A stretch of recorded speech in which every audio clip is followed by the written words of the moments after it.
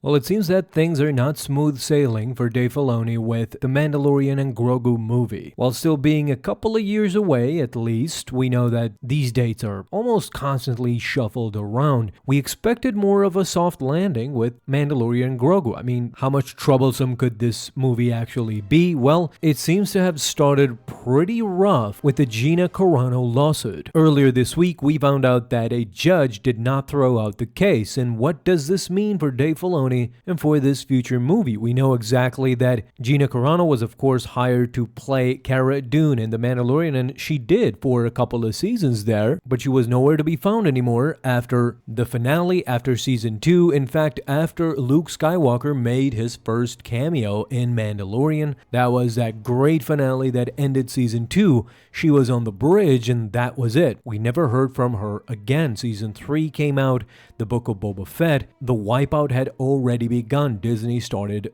disassociating from her. She got the complete silent treatment and was never mentioned again. This came after a number of controversial posts, and there's a lot of stuff that happened, especially with Twitter. But whatever the case, we then know that she filed a lawsuit for wrongful termination. Later, even Elon Musk came on board and started saying that he will fund her lawsuit because it was the right thing to do. So Disney attempted to get this lawsuit thrown out and dismissed by a California-based judge, thinking that since this lawsuit was California-based, it would get thrown out because Disney had the right to do so. Well, last week things took a wrong turn. In this official statement, the judge concluded that there is no evidence Disney would employ actors for the purpose of promoting the values of respect, decency, integrity, and inclusion. These were the things that Disney cited should be the reason why the termination was rightful and that this lawsuit should be thrown away, meaning that Gina Carano's lawsuit has some merit. What's even more is that the judge said this indicated Disney intended to fire Carano to distract from problems with the then CEO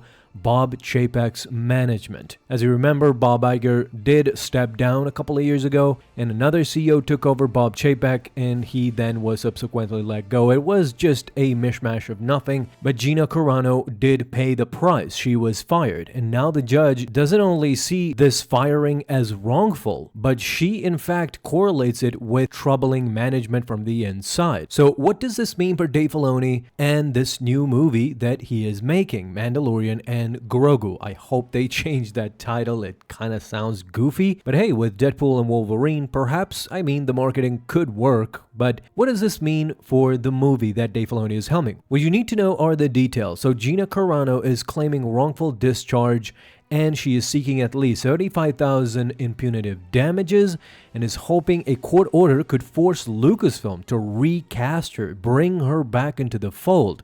Gina Carano insists that she is still willing to work in Star Wars. With that being said, if Gina Carano wants to come back to Star Wars and a judge actually confirms that she has the right to do so and Disney does need to bring her back for wrongful termination, what does this mean for the movie? Now Dave Filoni needs to completely reinvent that character, bring it back into the Mandalorian movie, which of course it would exist. Cara Dune would be in this universe and would fit perfectly, but the story was just written without her in mind. So does this mean that the movie has already garnered some problems, some unnecessary problems with just because Disney got involved and got Lucasfilm to fire her? Even Kathleen Kennedy could be intertwined in this as well. So it's very muddled right now, and it seems that Dave Filoni in the future should keep in mind that Cara Dune might be coming back. The thing about it is that at this point, since Gina Carano wants so badly to come back to Star Wars, perhaps they could make it work, or perhaps they could just settle this completely out of court. This is entirely, I think, in Gina Carano's hands. Remember, the judge